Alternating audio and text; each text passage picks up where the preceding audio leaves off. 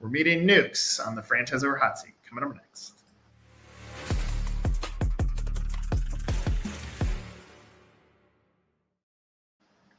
Just like any good story, behind a brand is a human. So we're going to start with you, Frank, and then we'll get into the business. So as simple, the only scripted question that I ask, and it's always the fun one, is what's your franchise story? How did you fall into franchising? Well, I've actually been in the franchising business a long time. Started way back in Burger King, Pizza Hut, and then McAllister's Deli, Einstein Bagels, and now at Newk. So a lot of different brands. A lot of great brands. I've been very fortunate in my career to work for some great brands. So you've been very deeply involved in the food space, and I'm sure, like, as you reflect backwards, so much has changed over time. What has changed that you'd say is the good, the bad, and the ugly? Well, I think it's interesting if you go to the basic principles, right? It's always been about quality, value, service, and convenience, right? And to me, what's changed over time is how does those manifest each other, right? So if you think of things like third-party delivery, Uber Eats and DoorDash, right? With the apps, that's become convenient versus originally it was you had the sit-down restaurant, then you had the drive-through, then you had kind of all these. They had pizza delivery businesses, right? I mean, I go back to Pizza Hut was the Red Roof, and then Domino's came in with delivery, right? So if you just think about that from a long time evolution, it's always been about trying to do those, and it's always about quality wins. Value wins, right, on those kind of things. So if you just think about that's how I think about the business. And it's really about, in today's world, how do you provide a value to the customer and do it in a way that is how they want to access the brand, right? I mean, if you look at our business, it used to be 60% dine-in prior to COVID. Now it's more like 45% dine-in, right? So you can either come in and get it to go. You can do curbside. You can do delivery. You can order through the kiosk. We actually have tableside ordering. So it's really about trying to meet that guest's needs on how they want to access the brand. I want to start with that, unpacking that last statement. So during COVID, you saw a shift in the consumer behavior. Does that ultimately dictate a shift in vision too? Because if you know that more of the dining experience is outside of the four walls, do you start looking at real estate differently? Absolutely. Yeah. I mean, in the past, we were looking at, 4,000 square foot spaces. We don't need 4,000 square foot spaces anymore, right? So, we've got prototypes that are down to the 2,500 square foot space, right? Because again, depending on where you are, we're fortunate to be in the Southeast. A lot of times we've got patios, so we've got outside seating as well as inside seating. But yeah, if you just look at how that's evolved, you don't need to be spending that much to do those things anymore, right? And so that has an impact in terms of, so on the positive side, you need less square footage. On the negative side, with inflation, a lot of the construction costs have gone up, right? So those all are part of what goes into trying to get an attractive return on investment for a franchisee. So the consumer behavior, if we look at throughout your career experience, it goes from simplicity, burgers, fries, and shakes, right, to the cheesecake menu of let's just do everything, right, to back to simplicity. Do you think the same is going to be true on the consumer dining behavior, that it went super heavy, I want to have this product at home? Do you think experiential will come back at some point? I think it's occasion based. So as an example, if I look at our traffic, the way our traffic flows, we have very busy dining rooms on Sunday afternoon when people are coming from church and the family, right? So when you think about that as an occasion, that's a very different occasion than I've got 30 minutes for lunch and I want to go out and get something to eat, or I'm going to have dinner with the family, or I'm going to have a business dinner. I mean, so I think what you have to look at is you have to look at it by occasion as opposed to just not every occasion is the same. It's interesting. We had at one point in time, you look at the consumer and they said, well, here's what the consumer is. And I said, well, wait a minute. That person is that consumer at lunchtime on a Wednesday, but on Saturday morning with his kids at soccer, he's a very different consumer, right? It's not, he doesn't, even that the individual doesn't access the brand the same way all the time. So it's just one of those things that you need to know. And, as a result, right, you can look at how the traffic flows. We do a nice catering business, right? But that's a heavy, typically Tuesday through Thursday business. You don't really do a lot of catering on Saturday because that's a business time, right? So you then staff your restaurants appropriately for those kind of occasions.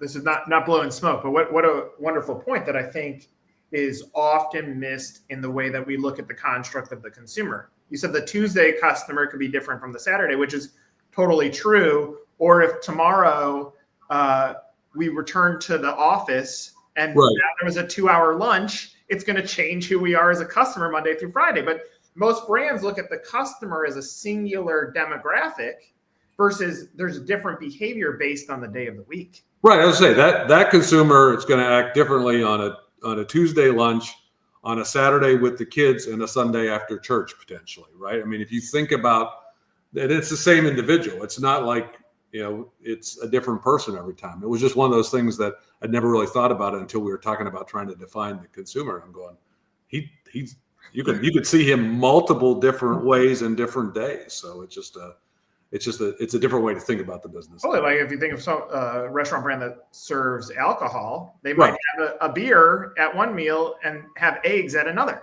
Right. Right. Yeah. Then you've got the breakfast concepts that are serving alcohol too, right? I mean, so it just kind of, it's kind of interesting. It's, again, part of this is at the end of the day, how you can't be all things to all consumers. Yeah. And so you kind of got to pick your spots as to where your strengths lie. So, well, that's where, in my opinion, the biggest competitor to you or to anybody ends up being the third-party delivery companies, because they can be everything to every customer in other than occasion-based. That whatever you want, whenever you want it, you can have it at home. And so, does that mean, from a leadership standpoint, you're like, great, that's going to be a part of our business until it's not, until one of them starts charging way too high in fees and the customer gets frustrated. But for the time being, we got to focus on how do we now control the dine-in staff, or does that change your energy to your swing of who your customer focuses? Well, I think, the interesting thing about third-party delivery is, I've been a little bit of a contrarian on that, is that I tend to look at that as a marketing expense, right? Mm-hmm. To your point, historically, marketing talks about, okay, great. How many impressions do we get from the brand from spending X amount of dollars, right? When I go to third-party delivery, I now have all these people who are going to that website that I can give them an impression for my brand, and I don't pay anything for that impression until they order food from me, right? And so when you think about that, and then, oh, by the way, then I'm able to get my food into their house, and I can put a bounce back coupon in there or whatever it is, which makes it, I don't have to spend money to get that coupon into the guest's hands, right? So I've always looked at it, at least, 50% of the expense of third-party delivery is kind of a marketing expense for me, because hopefully I'm getting a new customer, right? Because if the customer already knows of Newk's, they don't necessarily have to go to the third-party delivery guy. They can come to newks.com and get delivery. But it's a way for me to gain customers, especially in markets where I don't have the density to potentially advertise effectively in another way. So kind of, I've always looked at it that way. And we've had strategic partnerships with the third-party delivery folks, because there is a little bit of a symbiotic relationship with them, right? They can't do it without us, and we can't do it without them, or it's hard to do it without them. I mean, I actually looked at self-delivery, and especially in today's world where there's labor shortages, it just doesn't make any sense. They're just much more efficient, because if you're in the, having been in the pizza delivery business, you can only do like 4 deliveries an hour, because they're going from the restaurant to the customer, back to the restaurant, back to the customer.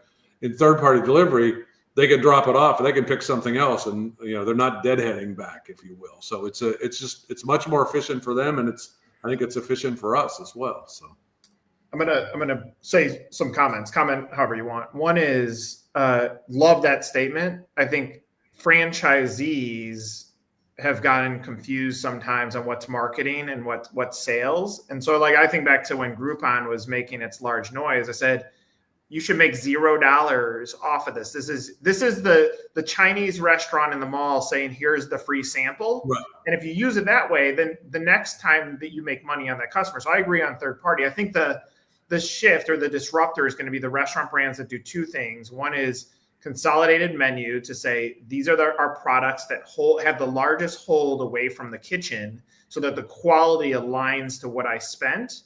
And the other ones that say, there's plenty of restaurants that are increasing the price of that product, but the quality deteriorates the longer it's away from the kitchen. So the one that says, we're gonna get this as close to break even as possible, get our food costs down, engineer this so it's even at a discount at opening, then it turns into a true marketing possibility, because we know if we can get the customer to try our product, they're going to want to come back again. And only a portion of it's going to be through third party. They're going to come into our restaurant. So I think about the disruption in the category. If I go super big disruption, probably what Google's doing with their cars and what you can see on delivery robots in some cities like Miami.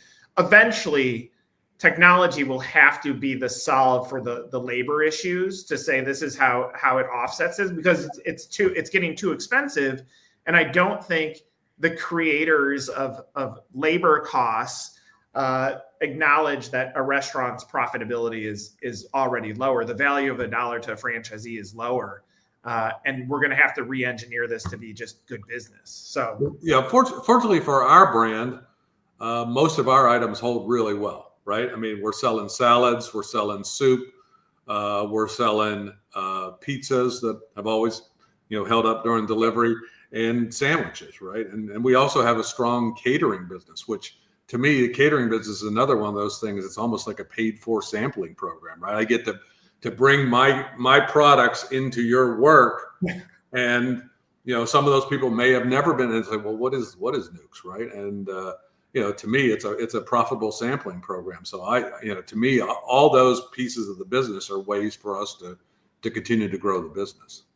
So part of what we're talking about is also the mindset of the operator, that if they look at everything that you and I just talked about as marketing, as opportunity to get one more at bat with a customer to get them to try our product, it changes the investment mindset on how much is this costing me, or how much of a pain in the butt is this, because it's all opportunity to get out into the community and drive customers back to the restaurant, right? Well, just as an interesting how we're approaching it, we are actually funding some of the DoorDash strategic partnership through our national ad fund, right? And so if we're doing a discount on DoorDash, it's being funded through the national ad fund. It's not being funded through the franchisee, because I'm such a strong believer in that's one of the ways that we can effectively spend the marketing dollars. So I would play that back. I would take that message and put it on your franchise sales site, because what you just said, like I'm always looking for what's the point of differentiation in the franchise opportunity. The pure fact that you're willing to contribute some of the cost of the third party from the ad fund means that's the mindset of the visionary behind the business. That's part of why I buy into this. What you just said, but it's probably a tree falling in the woods. Your franchisees know it, but your candidates need to hear that loud and clear. Yeah, I hadn't thought about that way, but that's why I've always believed that, because it's one of those things, like I could spend a lot of money on digital ads, right? You always talk about, right? I put the ad out there. Well, who's the target customer? Guess what? Guess who the target customer is on DoorDash or Uber Eats? Somebody who's getting ready to order food. I don't know that I'm going to have a lot of wasted marketing dollars on those folks than I am from paying for somebody who's going to see an ad and never even want to come to Newk's, right? So. Has that translated into the way that you approach a grand opening too, that you use that as almost a media buy? We haven't done that as much on the grand openings. One of the challenges always has been, especially in some of the markets we're in, right? You almost get more business than you can handle on the grand opening, right? And you have the new crew there. I've been in brands before. They said, "Oh, we need to make the opening week as high as possible," and I'm going, "Oh my God, no!" Because you're going to have people come in, new thing in town, come in, try it, have a long wait time because the crew's not seasoned. I'd much rather have a soft opening and then have the grand opening later after you make sure everything is all working right. So it's that's kind of how I approach those things. Well, it's also expectations for the franchisee. I mean, like unfortunately, and I still think it's because regulations haven't caught up to what we're actually selling. So limitations on the data that we can provide, whether it's in item 19, item 5 or 7, like right. What you just said is an expectation setting of the franchise buyer. If we use big fancy unit level economics and that's all that's in their head, but they don't understand that we're looking at store projections for year 2 and 3, right, then automatically we're creating a turbulent moment, because if sales out of the gates are super high, that dip is going to hurt even more, even though it's a natural dip. And so if you go like this, it's going to feel a lot better. Right. Yeah. No. And that's kind of how I think about it. So it's you don't want to have all these people coming in and have a bad experience, right? So it's just part of seasoning the restaurant in my mind. So you're talking to someone, they've come to you and said, "Frank, I'm interested in buying a restaurant franchise. I don't know where to start. Tell me about Newks." How would you explain the business opportunity? Well, what I tell you about Newks is, we do a great average unit volume. So you start with there, right? You've got to have the sales. Part of the reason you do a great average unit volume is because you have a great offer for your guests, right? And so, we have a broad menu that appeals to a broad group of demographics. We sell sandwiches, salads, soups, and pizzas, and we sell them individually, but we also sell them in pairings where we'll pair a half sandwich with a cup of soup, or we actually do large pairings where we'll do a full-size salad and a cup of soup at a discounted price. And obviously there's a little bit of this spend more, save more, right? So 48% of our entree transactions are actually as part of a pairing as opposed to just as a sandwich with a side by itself, right? Mm-hmm. And we like to think of ourselves as offering a premium protein. It's kind of, casual dining quality food at a fast casual price, if you will. So, we've got a 6-ounce salmon fillet that we do a salmon Caesar. We've got shrimp po' boy. We've got a shrimp salad, which you don't see if you look at kind of our main competitors being Panera or McAllister's out there. You don't see those kind of proteins on their menu, right? And so, that's really kind of what we look for. We try to do that. We've got our number one selling item is the Newk Skew, which has the white barbecue sauce on it. We sell that. We sell the Newk Skew pizza, which also has the white barbecue sauce on it. But we sell a lot of pepperoni pizzas, and we have Newk's favorite salad. So it's to me, it's really a great quality offering at a reasonable price. So. Everything you're just saying helps establish a point of differentiation too, because pizza is competing against pizza, soup is competing against soup, salads, sandwiches, it all competes against something.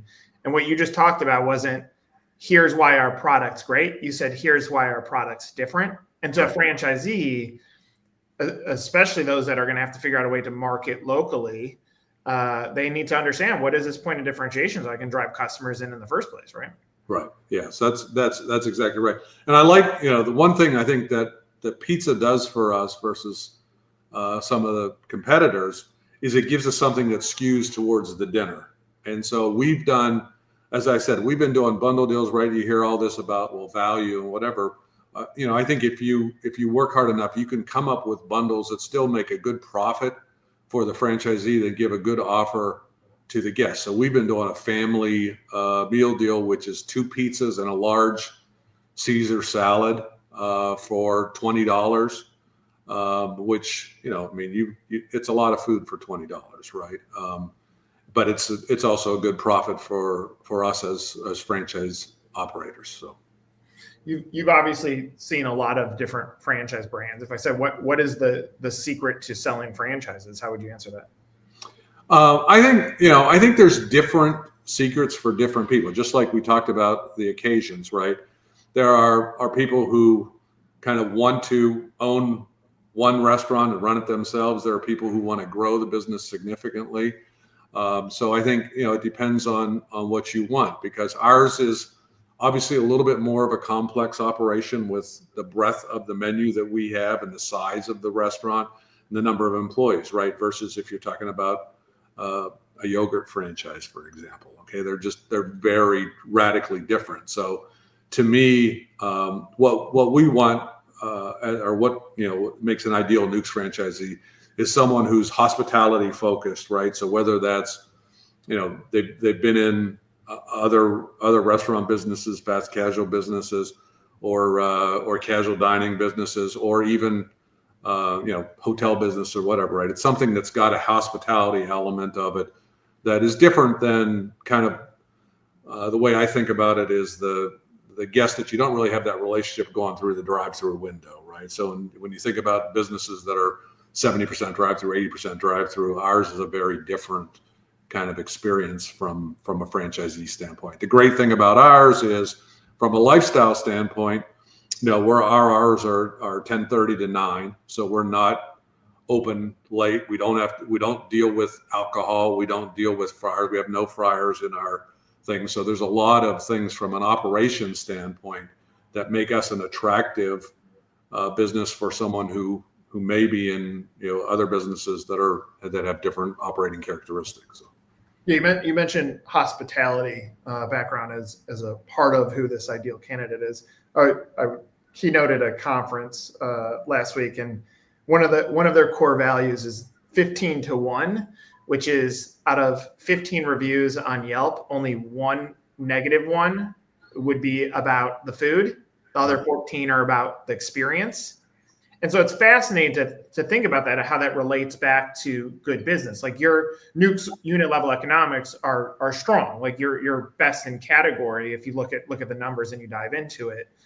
But why do you get there? Yes, the food is part of it. But if we take the insight that 14 out of 15 reviews that are negative talk about the experience, if you solve that continues to drive up the expectations of the customer. Right. And what's interesting is that when I go into one of the restaurants, if the manager's in the kitchen, you know that you're having a tough day, right? Because the manager should be out there making sure everything's going on well with the guests. Now, sometimes during the heat of lunchtime, if you're doing for us a big hour, right? You may need to go back there to make sure everything's getting out there on time, right? But typically you like to see the managers out on the floor talking to the guests. Again, that's strange because it's only 45% of the business, right? So, but it's still a big chunk of it, and it's still, as I talked about Sundays, there's a big piece of that business that shows up that way. So, how did the last year go? What's the vision for this year? Well, so what we're doing is going to kind of lean into again the pairings that we're talking about. We're looking at doing things that kind of add value. So one of the things we're doing right now is we're doing a double meat, right? So if you want a sandwich and you want to get extra meat on it, obviously the base sandwich has a lot of costs in it, but putting twice the amount of meat, we can do that for a small upcharge, right? So looking at ways to enhance guest value. We do the pairings. We're talking about now doing a pick 3 where you could do a half sandwich, a half salad, and a cup of soup, for example. So we're getting ready to test some of those things as we look forward on that. So, do you talk about the foods so passionately? Do you feel like that ends up being the secret sauce for Newk's for how you acquire new operators in? Like you continue to menu engineer the customer experience, which increases unit level economics, which drives people to raise their hand and say, okay, what's going on over here? Yeah, I think that's right. I mean, to me, we talk about the hospitality piece of it, but we're really kind of food first. And I think, especially as you start talking about less than 50% in dine-in,